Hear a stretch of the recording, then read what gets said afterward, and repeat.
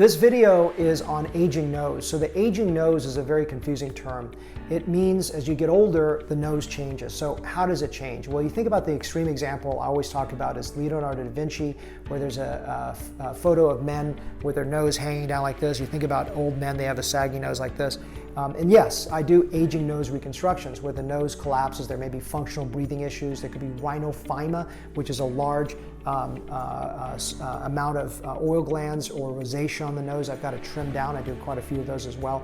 So there could be a lot of problems with the nose as we get older. But I want to talk about sort of breaking it down to aging of the nose in the 40s versus aging of the nose in the 60s. And the 50s would be sort of a hybrid between the two.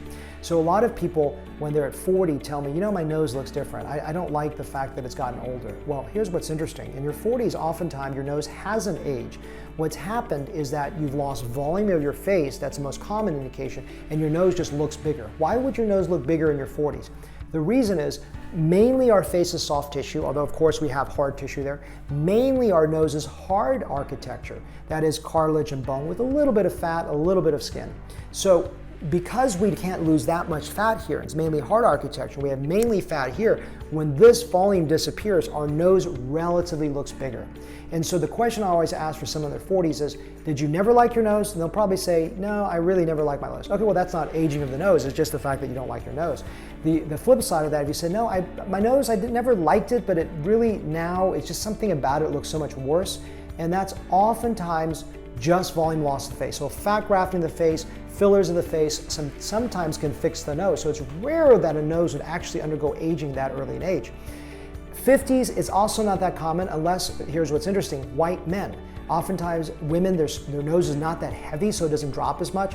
But in the 60s, white men typically have the rhinoplasty problems, have the descent of the nose. That's a whole different category. Where at that point, what I'm doing is really structurally bringing the nose tip back up so that it's from a collapsed position. And that is a whole, I encourage you to watch my rhinoplasty video, understand how I do what's called caudal septal extension grafts. And the way that I do all this stuff is actually if you're 40 and I'm doing your rhinoplasty, oftentimes in your 60s, your nose doesn't barely even age because structurally I made your nose even stronger than when it was when you were born, which is sort of cool. But the thing is, in your 60s, there's also this aging where the nose starts to collapse downwards, and then I've got to functionally and cosmetically improve it.